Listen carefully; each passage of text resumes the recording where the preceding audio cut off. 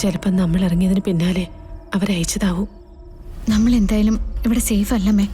നമുക്കിവിടുന്ന് പെട്ടെന്ന് പോവാം. അമ്മ വന്നേ, വാ, ബാഗ് എടുക്ക. എന്റെ അമ്മയെ നിങ്ങൾ ചതിച്ചതാണല്ലേ? സത്യം പറ. മാഡം, പെങ്കൊച്ച് നല്ല വാശിയിലാണല്ലോ.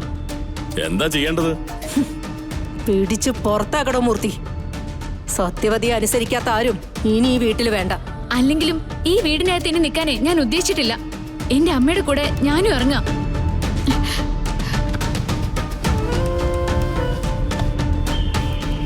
മാഡം, നിങ്ങൾ ഈ കാണിക്കുന്നത് ക്രൂരതയാ.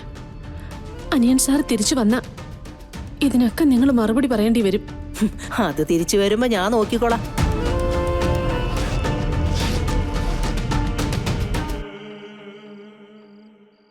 അമ്മേ, നമുക്ക് ഇറങ്ങാം. ഒരു തീരുമാനമില്ലാതെ ഞാനിവിടുന്ന് ഇറങ്ങി പോകുന്ന ആരും സംശയിക്കണ്ട. എനിക്ക് കാത്തിരിക്കാൻ ഒരു അച്ഛനുണ്ട്. എന്നെ സ്നേഹിക്കുന്ന, എന്നെ മനസ്സിലാക്കുന്ന ഒരു അച്ഛൻ. അച്ഛനോടൊപ്പം ഞാൻ ഇവിടെ തിരിച്ചു വരും. എനിക്ക് തെളിയിക്കാനുള്ളതൊക്കെ ഞാൻ തെളിയിക്കും. വാ അമ്മേ, വാ.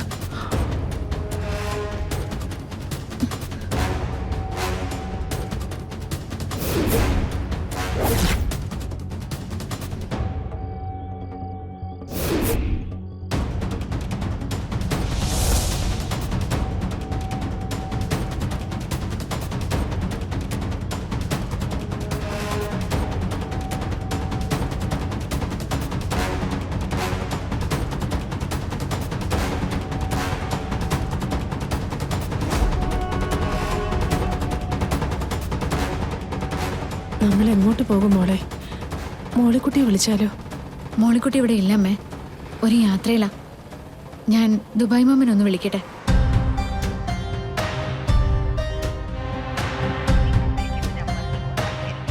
വിളിച്ചിട്ട് കിട്ടുന്നില്ല. സുനന്ദേച്ചിയുടെ നമ്പറിലൊന്ന് വിളിക്കട്ടെ.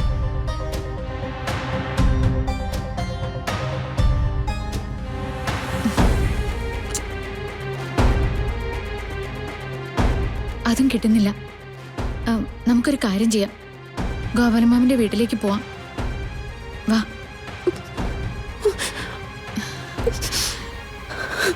അമ്മേ, നമ്മളൊക്കെ എത്ര വിശ്വസിച്ചത്. നമ്മളെ ചതിച്ചില്ലേ മോളെ അവരെ? താൽക്കാലികമായിട്ട് അവര് ജയിക്കട്ടെ അമ്മേ. നമ്മൾ എങ്ങും പോകുന്നില്ലല്ലോ. സത്യം എനിക്ക് തെളിയിച്ചേ പറ്റൂ.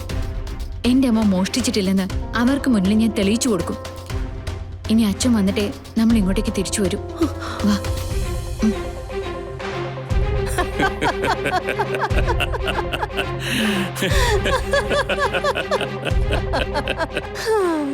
കാര്യങ്ങളൊക്കെ ഇത്ര പെട്ടെന്ന് നടക്കുമെന്ന് ഞാൻ കരുതിയില്ല മാഡം. മാഡത്തിന്റെ ബുദ്ധി ഞാൻ സമ്മതിച്ചു. ആ 10 ലക്ഷം രൂപയുടെ കളിയുണ്ടല്ലോ, അത് ഗംഭീരായിരുന്നു. താനും ആ CI ഒക്കെ കൃത്യമായിട്ട് കൂടെ നിന്നു. അതുകൊണ്ടാ വലിയ കുഴപ്പങ്ങളില്ലാതെ കാര്യങ്ങളൊക്കെ അവസാനിച്ചത്.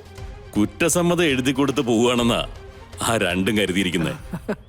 നാളെ പ്രമാണമാകാൻ പോകുന്ന പേപ്പറാണതെന്ന് അമ്മയ്ക്കും മോക്കും അറിയില്ലല്ലോ. ഞാൻ മുമ്പ് പറയാറില്ലേ, ഇതെല്ലാം എനിക്ക് അവകാശപ്പെട്ടതാണ്. അല്പം ഒന്ന് കറങ്ങി തിരിഞ്ഞാലും അവസാനം ഇത് എന്റെ കയ്യിൽ തന്നെ വന്ന് ചേർന്ന് കണ്ടോ. ഇനി ശ്രീനിവാസനോ കൃഷ്ണയ്ക്കോ സ്വന്തം പേരിൽ സമ്പാദ്യങ്ങളൊന്നുമില്ല.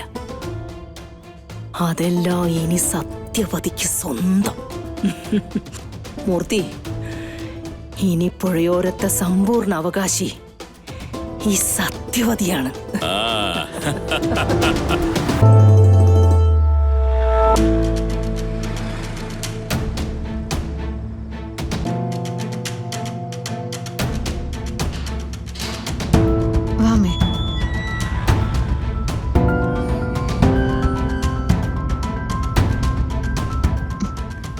ലൈറ്റ് ഒന്നും ഇട്ടിട്ടില്ലല്ലോ. അമ്മ വന്നേ. അയ്യോ, എന്തുപറ്റി? നോക്കി വാ. കല്ലിലൊന്ന് തട്ടിയതാ മോളെ. വാ.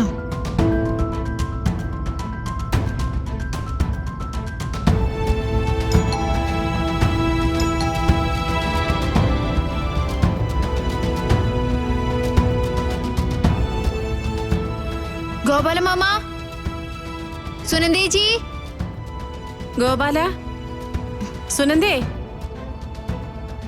ഇനി ഇവിടെ ആരും ഇല്ലേ? അറിയില്ല. ഗോപാലമാമ, ഞങ്ങളാ വന്നിരിക്കുന്നേ, എഴുന്നേറ്റേ. സുനന്ദേച്ചി.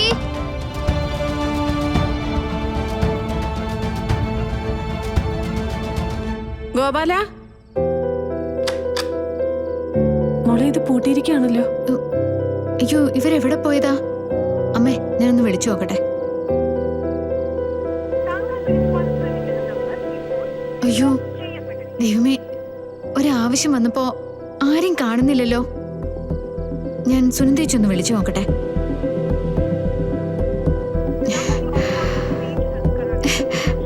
ശ്ശോ, രണ്ടുപേരുടെയും ഫോണ് സ്വിച്ച് ഓഫ് ആമേ. ഇനിയിപ്പോ എന്ത് ചെയ്യും മോളെ? എല്ലാം കൂടി ആലോചിക്കുമ്പോ സത്യവതിയുടെയും ആ മൂർത്തിയുടെയും എല്ലാ കാര്യങ്ങളും വെളിച്ചത്ത് കൊണ്ടുവരുന്നു പറഞ്ഞ ഗോപാലമാമ എന്നോട് സംസാരിച്ചേ. ഇനി അതിനുവേണ്ടി പോയപ്പോ എവിടെങ്കിലും പെട്ടുപോയി കാണോ? മോളെ, അവര് രണ്ടുപേരും കുഴപ്പക്കാരാണെന്ന് ഗോപാലൻ പറഞ്ഞപ്പോ നമ്മൾ അന്നത് തള്ളിക്കളഞ്ഞു. പക്ഷേ ഇപ്പൊ നിനക്ക് സത്യം ബോധ്യായില്ലേ മോളെ? അവര് ചതിയന്മാരാണെന്ന് മനസ്സിലായില്ലേ? ഓ അമ്മേ, ആ സ്ത്രീയെക്കുറിച്ച് എന്തൊരു ബഹുമാനായിരുന്നു നമുക്ക്. സ്വന്തം ജീവിതം മാറ്റിവെച്ച് അനിയന്റെ കൂടെ നിൽക്കുന്ന ചേച്ചി. ആ നിപ്പിന്റെ ഉദ്ദേശം എന്താണെന്ന് ഇപ്പൊ മനസ്സിലായി. അച്ഛന്റെ സ്നേഹമല്ല അവർക്ക് വലുത്, അച്ഛന്റെ സ്വത്താ. പക്ഷെ മോളെ, അങ്ങനെ തട്ടിപ്പറിച്ചതൊന്നും ഒരിക്കലും നിലനിന്നിട്ടില്ല. മനുഷ്യരാരൊക്കെ കണ്ണടച്ചാലും ദൈവത്തിന്റെ കണ്ണ് തുറന്നു തന്നെയല്ലേ ഇരിക്കുന്നേ. അത് സത്യവതിക്ക് വൈകാതെ മനസ്സിലായിക്കോളും. അച്ഛന്റെ മുന്നിൽ ഓച്ചാനിച്ച് നിൽക്കുന്നത് പോലെയായിരുന്നു ആ മൂർത്തി. ഇപ്പൊ അയാള് നമ്മളോട് കാണിച്ചത് കണ്ടില്ലേ? പണത്തിന് എല്ലാവരെയും മാറ്റിമറിക്കാൻ കഴിവുണ്ട്, എങ്ങനെ വേണമെങ്കിലും.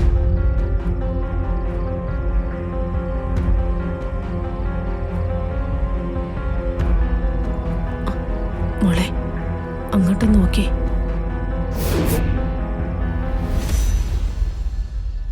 മോളെ, ചിലപ്പം നമ്മൾ ഇറങ്ങിയതിന് പിന്നാലെ അവരയച്ചതാവും. നമ്മൾ എന്തായാലും ഇവിടെ സേഫ് അല്ലമ്മേ. നമുക്കിവിടുന്ന് പെട്ടെന്ന് പോവാം. അമ്മ വന്നേ, വാ, ബാഗ് എടുക്ക. വാ.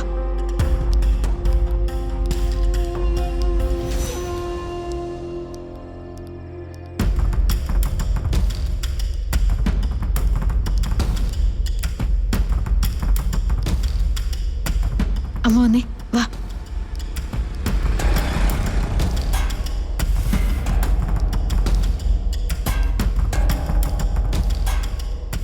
ഇവിടെയെങ്ങും ആരും ഇല്ലല്ലോ മോളെ. ഇവിടെ എല്ലാവരും നേരത്തെ കടയ്ക്ക് അടയ്ക്കമ്മേ, അതുകൊണ്ടാ. ഇവിടുന്ന് നമ്മളിനി എങ്ങോട്ട് പോവും? എനിക്ക് അറിഞ്ഞൂടാ. ഈ സ്ഥലത്ത് നിൽക്കുന്നത് അത്ര പന്തിയല്ലേ മോളെ. പിന്നാലെ ആരുമുണ്ട്, അതുറപ്പാ. അമ്മ വന്നേ.